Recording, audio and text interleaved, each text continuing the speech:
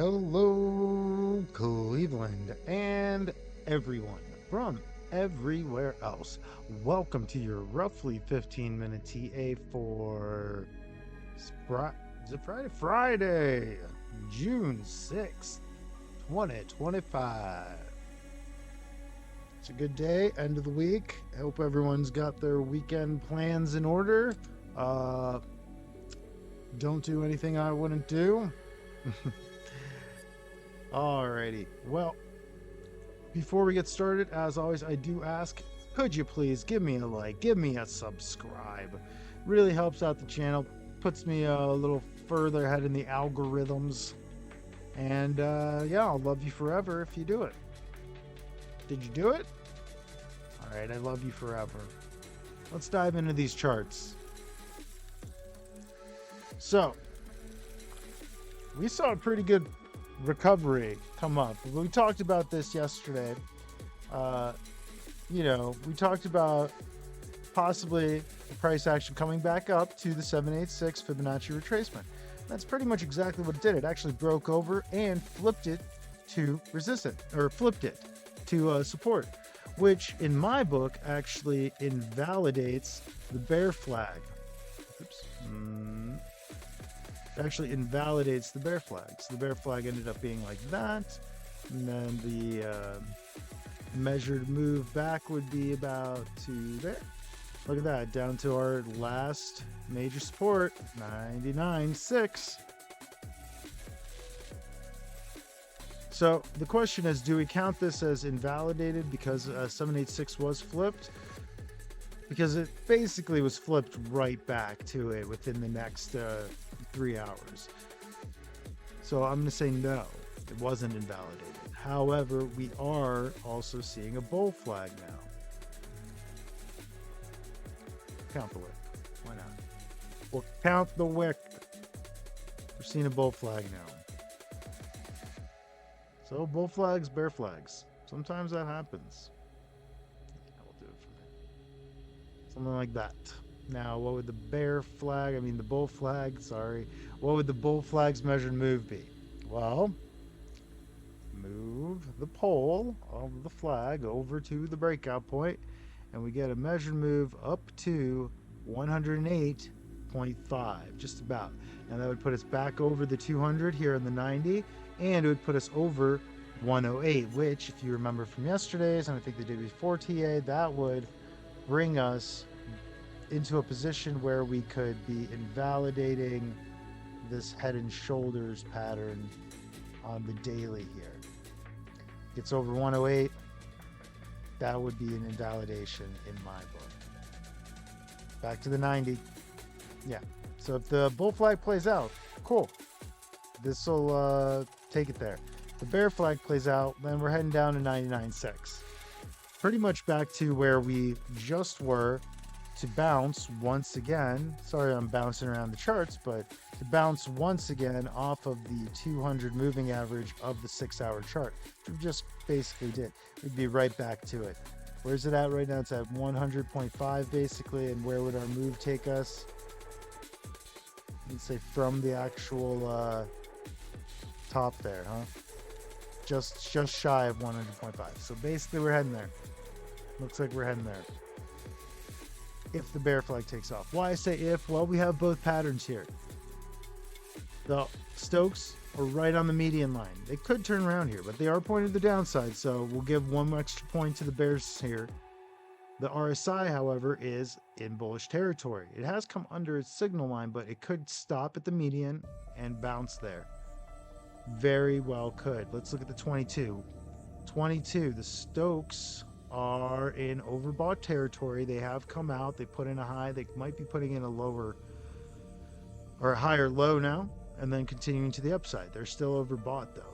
So RSI, it is in bearish territory, but it has found a low and turned around. Let's see here. Yeah, no, I mean, it's confluence. There's no real bearish divergence, anything going on.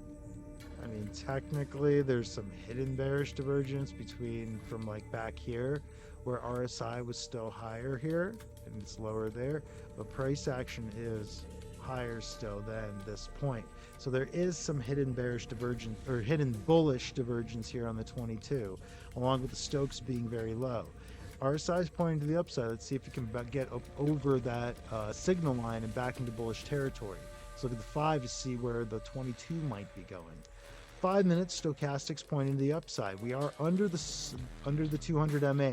If we can get up over that 200 MA, see the 5 minute get up over that 200 MA, RSI come back up into bullish territory on this 5 minute chart, then the 22 minute is going to come up over its 200. See, come back up over its 200. It's wrestling with it. It's wrestling with it. Wants to get up over it again. And this RSI would get up over its signal there. Let's look at the 1 minute chart. 1 minute's under its 200 though. That's a bearish sign. And the Stokes are overbought. They have been for a little bit. It's been stuck up here. RSI moving slowly to the upside, showing a lot of strength, far away from its signal line, in bullish territory. Basically, we're looking for this 1 minute to break over its 200. If it can, it'll take the 5 minute up over its 200 and drag that drag that 22 back up over its 200, right? But look, the 22 is in a squeeze. So which way is the squeeze going to come out? Well, 5 minute was just in a squeeze, and it looks like it's coming out to the downside. It's underneath its 200, and I think it's going down, man. I don't think this is going to come back up over its 200. Stokes are overbought. I think this might just come back down, drag that 5 minute down with it. If that happens, then yeah, we're looking for that bearish scenario to play out. And then hopefully, you know, a bounce off that 99.6. We'll see. But yeah, that's the 90. 6 hour overbought Stokes. RSI back in bearish territory. Didn't really solidify its hold in bullish territory. It just keeps kind of bouncing out of there. Again, see, it is over its signal line though, so that's showing a little bullish momentum there. There could be a head and shoulders pattern here.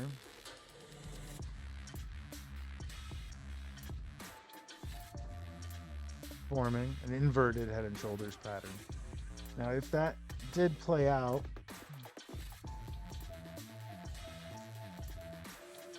we'd be looking at a move of roughly up to about 110. Right. I would love to see it. Them Stokes are overbought right now. So more likely the 90 minutes going to drag the 6 hour back down here to its 200. And then we'll see if we can bounce off the 200. If we get under the 200 on the 6 hour, well, it's going to drag that, you know, it's going to be a drag. It means that here on the daily, we'll be getting lower in our pattern here. But as long as we, you know, keep it, you know, here, if we bounce off 99.6, you know, then we still got this hidden bullish divergence going on, and this push up could happen. This bullish push up, whatever you want to call it, from our bull flag, our measured move for this bull flag, maybe it'll come from that point. Maybe that's our higher low that we're looking for in our uptrend here. If that's the case, well, then we're looking for our measured move up to 137.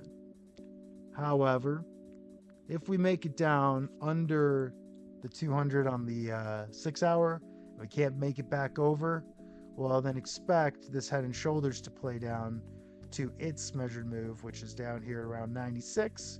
We've talked about that before. That point, our higher high is actually more of a flat high. Now RSI would still be lower, so that's still a bullish divergence. But if we got any lower than this, the May lows here, well, then our divergence goes away. We still have a chance for a higher low, as long as we don't break April lows. You know, still have a chance for a higher low in this uptrend as long as we don't break April lows. But our bullish div would be gone at this point. But let's see, measured move back if we move to 96, 134. If we shoot it up from here, or from 99.6, we got 138. And if we just kind of sort of just keep going up from here, let's say this was our new bottom, well then, hey, it's about the same, 138, 140. So we'll see. We're looking for that higher bottom now. If we can't get it, well, we'll consider it a bear cycle, or into the bear cycle if these April lows, early April lows, not the late April lows, but the early April lows, those get broken, price actually breaks below them, because at that point also our bull flag goes away as well, becomes invalidated. And then it's like, hey, yeah, we're probably going into the bear cycle. Not saying that we won't see bounces in the bear cycle. Maybe we, see come down past there, down to 66, bounce up to the 80s again, and then make our way down to, 50s, 40s for our bottom. I've done the math on the weekly chart before. I think we said 33 or 36 or something like that. Let's take a look. There it is. If it's from here, if this was the top, and we go back 66%, we'd be going down to 38. Not 66%, that's with like ratios between how much these have changed over time, how much we've pulled back into the bear market. But if we pull back similar to last time, well then we'd be looking at something more like 74%, maybe down to 28. We'll see. What was this thing? This thing was, if this M pattern plays out, then this is the extension of the M pattern, and it's looking like it would be down to 28, which is funny. Let's just say 28 then. I'm gonna say 28. Either, those are my two guesses for bottom in the bear market, either 35 or 28. All right, back here. So what are we looking for now in the next day or so? In the next day or so, well, over the course of tonight, we're looking for the 1 minute to break over its 200. If it can't, then expect further downside. Well, watch for it to break over. Watch for these lower time frames to go higher. It'll have several chances. I mean, they move fast. But depending on where they push, that's where the 90 minutes going to go. That's where the 22 is going to go. That's where the 90 is going to go. And that's where the 6 hour is going to go. And that'll tell us what's going to happen. That'll tell us where the daily is going to go. And we know our measured moves, our targets, upside, downside. We've went over them. So now we just wait. Nothing else we can do. Okie dokie. Thank you guys so much for watching. Music courteously provided by Luminist, Valoa, and Saxsquatch. Much love. We'll see you all tomorrow. If you made it this far, you're a special, special person. A wonderful human being. Keep doing what you're doing. I love you the most.